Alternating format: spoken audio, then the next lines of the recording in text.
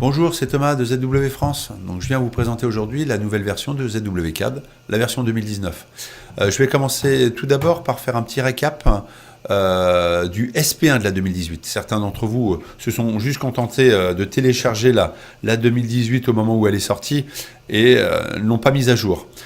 Ça va nous permettre de faire un petit point sur les 4-5 fonctions qui n'étaient pas négligeables. Notamment pour commencer la saisie dynamique ou F12. Cette saisie dynamique qui vous permet d'avoir l'affichage tête haute pour rentrer les coordonnées de longueur, d'angle et de delta X et de delta Y. Donc par une tabulation, il vous permettait de rentrer éventuellement un angle particulier. Donc bien pratique. Et donc on l'active, on la désactive en bas sur le petit bouton. La personnalisation se fait avec un clic droit paramètres pour jouer sur l'affichage, la grosseur et le type de saisie à ce niveau-là. Voilà pour ce premier point. Deuxième point, la palette d'outils qu'on avait déjà. Donc la palette d'outils ici. Mais il nous manquait certains éléments. Donc là maintenant on a tout ce qu'il faut. On a la palette étendue. C'est-à-dire qu'on va pouvoir faire un clic droit sur les onglets en vue de les déplacer, les monter, les descendre, faire des options de vue au niveau de la grosseur des icônes, évidemment de la renommer, de l'effacer. Mais surtout, ce qui nous manquait, c'était le clic droit là, sur les symboles de bibliothèque pour les copier, les coller d'une palette à l'autre, mais surtout de les renommer et d'avoir accès aux propriétés ici. Donc les propriétés d'insertion, notamment la saisie, inviter à saisir la rotation en plus du point de base, le changement d'échelle, etc., etc.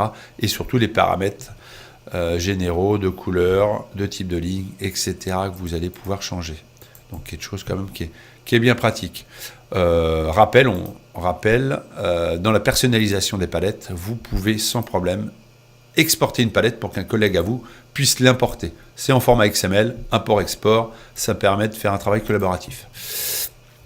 Un peu dans le même style, le SP1 nous a amené la saisie dynamique, le Design Center, excusez-moi. Donc avec ici l'affichage de votre arborescence d'ordinateur avec le réseau, les fichiers ouverts dans la partie ici, et surtout ensuite, si vous développez un dessin, vous allez voir le contenu notamment des calques de ce fichier-là, les types de lignes, les styles, les blocs, les styles de texte. Donc vous allez pouvoir comme ça, d'un dessin à l'autre, vous allez pouvoir comme ça, si nécessaire, glisser directement dans un nouveau dessin les calques. Donc là je suis dans les styles. Au niveau des calques, on prend plusieurs calques, on les glisse ou on double-clique dessus, on les retrouve directement ici. Voilà pour ça. Donc ça c'est le Design Center. Pour continuer au niveau des blocs, cette fois-ci, le SP1 nous a apporté la possibilité de faire deux choses au niveau de l'éditeur de blocs. Donc via un clic droit, on va pouvoir éditer le bloc en vue de le modifier, sa géométrie, de rajouter des choses ou autres, d'enregistrer les modifications. Autre intérêt surtout, c'est l'éditeur sur place. Donc avec un clic droit, on va pouvoir éditer le bloc sur place. Avec la palette, le groupe de fonctions qui se met là-haut, on va pouvoir ajouter des éléments du dessin au bloc, ou au contraire en supprimer. Voilà. Et de sauvegarder les changements de la même manière. Rappel, dans l'éditeur, ici, il va vous permettre d'enregistrer une copie du bloc, si nécessaire. Enregistrer la définition du bloc vers un fichier de dessin aussi, pour en faire WBlock. Voilà pour ça. Pour finir, ce SP1 nous a emmené la possibilité aussi dans l'interface utilisateur de pouvoir faire pardon, personnalisation de l'interface. On va pouvoir charger ici des menus partiels. Pour certains d'entre vous qui ont des petits développements, des petits icônes avec des commandes personnalisées, vous pouvez créer un menu partiel et le charger. Donc ça va être très pratique d'une version à l'autre pour les importer. Voilà pour quelques rappels de du SP1 de la 2018. Je vais passer maintenant aux nouveautés de la 2019. Donc pour commencer, on reste toujours sur les blocs, et notamment les blocs dynamiques. Donc ici, si j'affiche ma palette d'outils, ici, on va pouvoir maintenant avoir les blocs dynamiques. Donc ça a été longtemps réclamé. Donc au niveau bloc dynamique, je vais en avoir ici.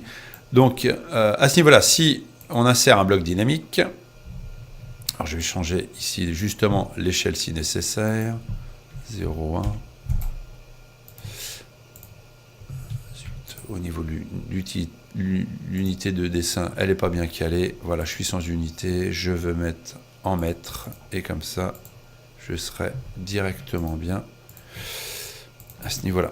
Vous voyez, donc là, je joue justement avec les nouveautés du SP1. Donc si j'insère cette porte ici, je vais avoir accès, cette fois-ci, on voit bien aux petites poignées de dynamisme, d'étirement, d'inversion, d'état de visibilité ici, ok, et d'alignement si nécessaire. On a un autre paramètre d'étirement à ce niveau-là. Donc là, si je reprends celui-ci, voilà, on a bien l'alignement qui s'opère automatiquement en fonction de l'endroit où on veut mettre cette porte. Ok, globalement, on avait un peu cette possibilité-là, mais dorénavant, ce qui va être intéressant, via notre éditeur de blocs, cette fois-ci, on va avoir accès à la palette de création de paramètres que vous trouvez ici, associés aux actions et aux jeux de paramètres. Donc à partir de là, on va pouvoir sans problème rajouter des paramètres, les éditer dans les propriétés ici. Si je vous sors les propriétés au niveau de la longueur ici, typiquement ce paramètre de longueur, on va pouvoir, si nécessaire, lui associer. Donc ici, on voit au niveau de la géométrie, on a ici une liste de valeurs qu'on peut éventuellement alimenter sans problème, qu'on ajoute. On va évidemment pouvoir ajouter plein d'autres paramètres, ceux que vous connaissiez dans AutoCAD.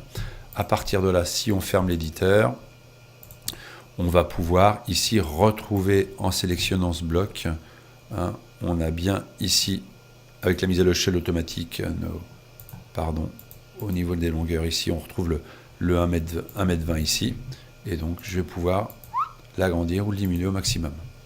Donc ça, quelque chose qui était attendu, donc n'hésitez pas à tester ça sur vos blocs dynamiques existants. Voilà pour cette première chose. Deuxième chose qu'on pouvait aussi faire, mais il fallait rajouter dans la version professionnelle un fichier de personnalisation, un ZRX.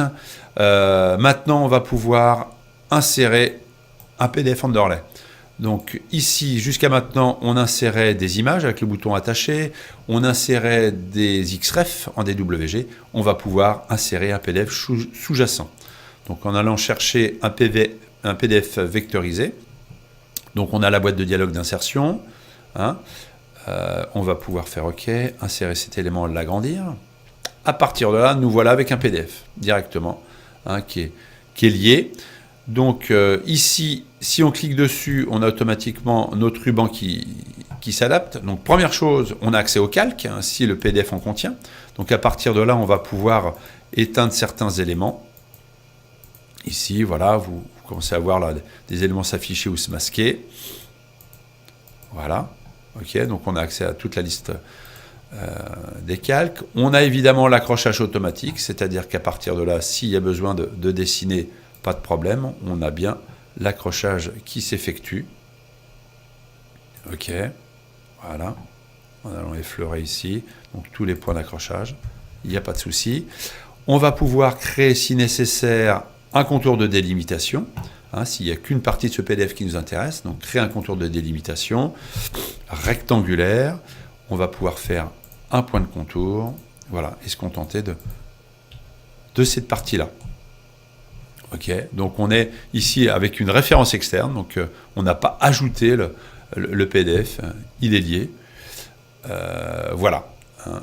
On peut supprimer ce contour-là, tac, on a directement l'élément.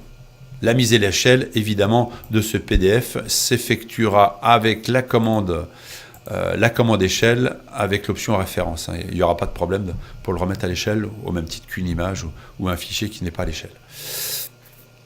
Voilà pour ça. Troisième point important, les styles annotatifs. On les a. Je ne sais pas si beaucoup d'entre vous les utilisent. Hein. Concernant toutes les annotations, donc un style de texte. Hein, un style de texte peut être annotatif. Un style de code peut être lui aussi annotatif. Une ligne de repère peut être aussi annotatif quand vous en créez un style ici. Ça va concerner aussi les hachures, hein, sur un dessin. Alors attention, n'oubliez pas de déployer ici la petite flèche pour donner la possibilité aux hachures d'être annotatives, ici. Et pour finir, un bloc. Un bloc peut lui aussi être annotatif à la création, ici. Hein. Donc à partir de là, vous avez à votre droite récupéré ici des petits icônes, hein, qui vont vous permettre d'ajouter, d'avoir la visibilité des styles annotatifs et l'ajout automatique quand vous rajoutez des éléments aux échelles annotatives. Donc comment ça fonctionne? Ici, j'ai un dessin à l'échelle 1, mes styles d'annotatifs sont affichés à l'échelle 1. Si je veux les voir plus gros, je peux le faire automatiquement. Donc on voit automatiquement les codes qui se sont mis à jour. Le gros intérêt, ça va être dans la mise en plan. Donc là, pour l'instant, j'ai une mise en plan là qui a 3 fenêtres qui ne sont pas à des échelles précises. Bah ici, regardez, si je vais dans cette fenêtre-là et que je souhaite le mettre à l'échelle 1,5, j'ai juste à mettre ici 1,5. Automatiquement, vous voyez, mes annotations se sont mises à jour. Dans cette fenêtre-là, je suis à l'échelle 1/4. Et si je mets au 1/4, voilà, on a bien, les annotations qui sont bien harmonieuses. Ici, si je me mets à l'échelle 1:1, hop là. Voilà, donc plus besoin dans cette méthodologie-là de créer plusieurs styles de code ou de texte ou d'annotation. C'est une nouvelle méthode de travail, hein, à vous de voir. Je ferai, je pense, un peu plus tard une vidéo concernant ces styles annotatifs dans la méthodologie. Il y a pas mal de choses à dire. Donc voilà pour ça. Je continue pour une 4e nouveauté, hein, c'est bien ça. Au niveau des calques, alors c'est pas là sur la création des calques, mais c'est sur la boîte de dialogue des calques qui va être exactement comme pour la palette d'outils, les propriétés et le Design Center. La boîte de dialogue des calques est devenue en fait une palette d'outils, donc très pratique parce que vous allez pouvoir la renvoyer sur un nouvel écran, vous allez pouvoir ici avoir un masquage automatique, la renvoyer sur le côté si nécessaire. Voilà, ok. Voilà, c'est harmonisé. Hein, ok, vous retrouvez par contre évidemment toutes les commandes qu'on avait auparavant. Hein, c'est juste son contenu qui est dans une palette. Voilà pour ça. Et je la renvoie sur mon autre écran. Ensuite, on a la possibilité maintenant, pour ceux qui font de la 3D, d'avoir au niveau de la saisie dynamique l'affichage du Z. C'est-à-dire que quand vous tracez ici dans votre plan XY, donc évidemment on a le polaire, mais dès que je remonte ici, on l'aperçoit, on a le Z+. Donc on voit bien qu'on monte en Z+, à ce niveau-là. Donc ce qui va être très pratique. Hein, et notamment, si on a besoin de faire un cercle ici, on va pouvoir en 3D, si nécessaire, faire un balayage, l'objet à balayer, on sélectionne la polyligne et on a directement cet élément-là.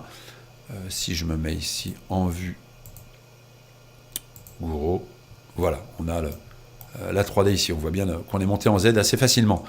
Petit rappel éventuellement sur la 3D pour ceux qui l'utilisent.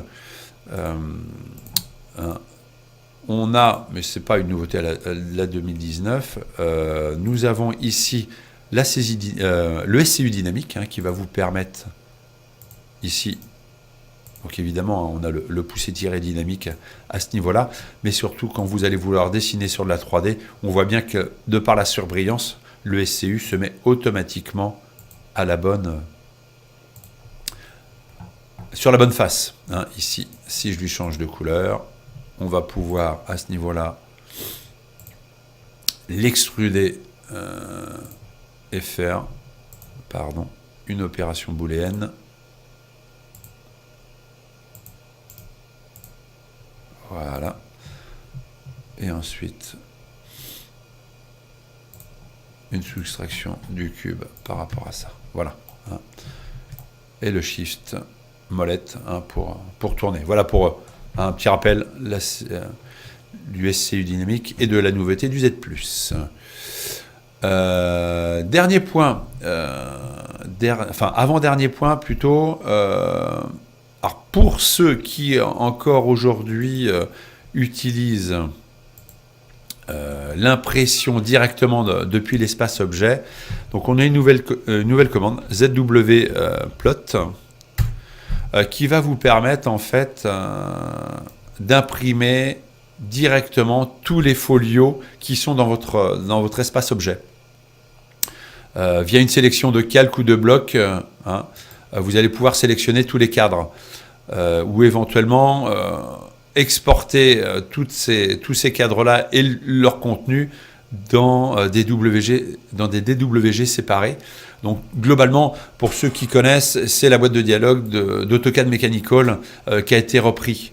Donc ça peut être intéressant pour les gens qui sont dans l'électricité ou en menuiserie, qui ont besoin de faire des plans, qui font en fait tout leur folio de détail en espace objet et qui n'utilisent pas les présentations. Globalement, on va pouvoir imprimer tous ces cadres-là aux différents formats plutôt que de les renvoyer dans chaque présentation. Donc voilà pour ça. Donc je ferai, je pense, une vidéo un peu plus tard pour bien détailler ça, parce qu'il y a pas mal de choses à dire. Dernier point, certains n'appréciaient pas trop l'interface un peu foncée. Dorénavant, vous allez pouvoir la changer. On a deux options d'affichage. Vous êtes soit en sombre, comme on l'était jusqu'à maintenant. On va pouvoir se mettre dans un style un peu plus lumineux, donc retrouver une interface claire à ce moment-là. Ça, c'est pour les goûts de chacun.